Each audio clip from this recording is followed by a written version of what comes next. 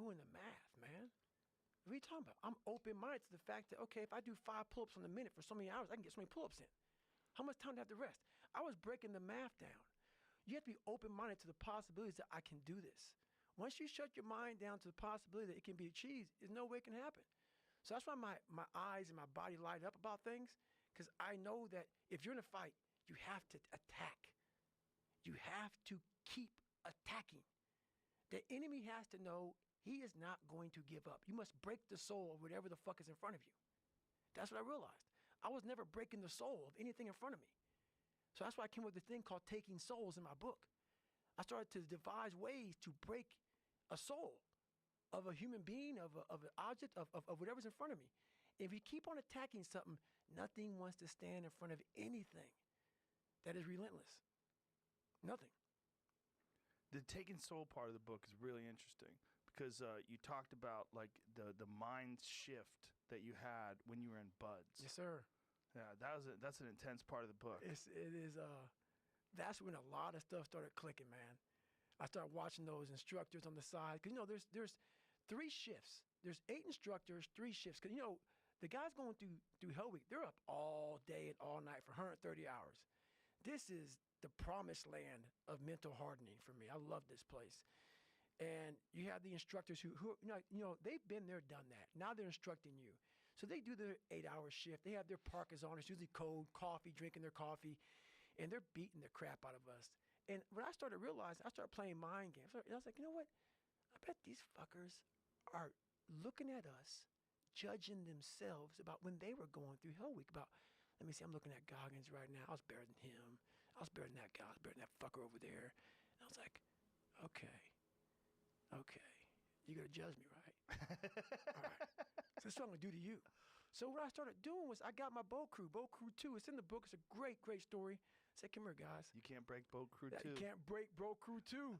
So it's Wednesday, and everybody's broken. Everybody's beat up, man. And like this is when you start moving like a robot. Everybody's like just trying to get through Hell Week now, and your energy's zapped. And they know Wednesday's like that over the hump. I love that you talked about that in the book, too, that they put it in your head that Wednesday you're going to be tired. Oh, yeah. And that's another thing. They tell you how you're supposed to feel. So you are feeling that way. I was like, don't let these motherfuckers tell you how you're supposed to feel. No, it's day 1, motherfucker. This is hour 1.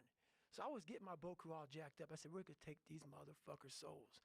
So when they had us doing this simple thing that guys were struggling with, Boat Crew 2 was just launching the fucking boat in there, yelling, yeah, you can't fucking hurt us. You can't hurt Boat Crew 2. And I looked on the instructors' faces, and it looked like someone had just fucked with their soul. And I looked at my guys in my boat crew, and I said, hey, guess what?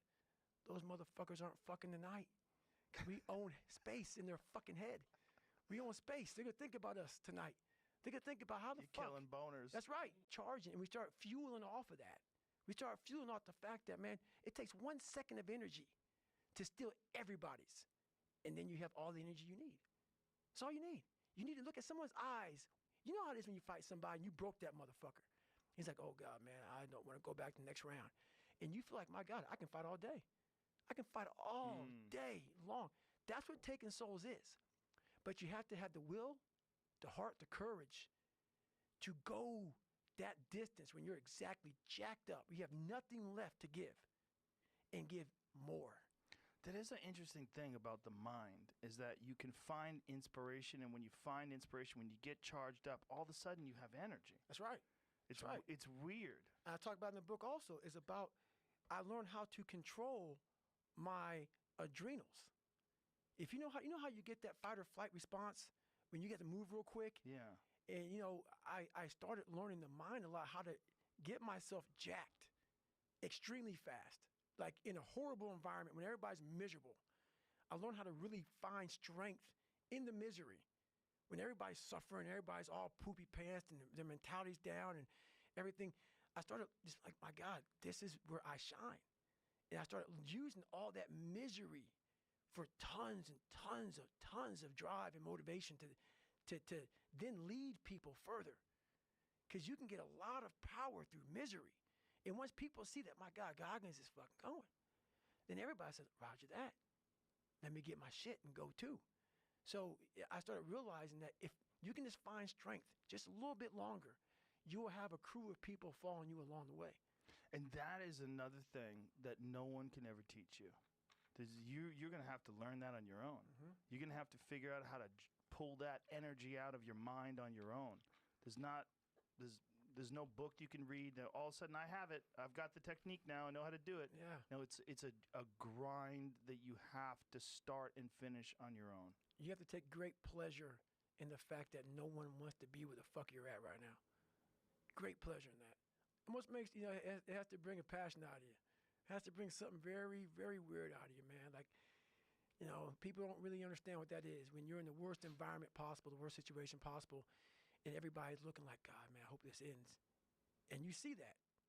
Time slows down and you see that. You're feeling that. Everybody has that look on their face like, God, this got to go. I don't want to be here anymore.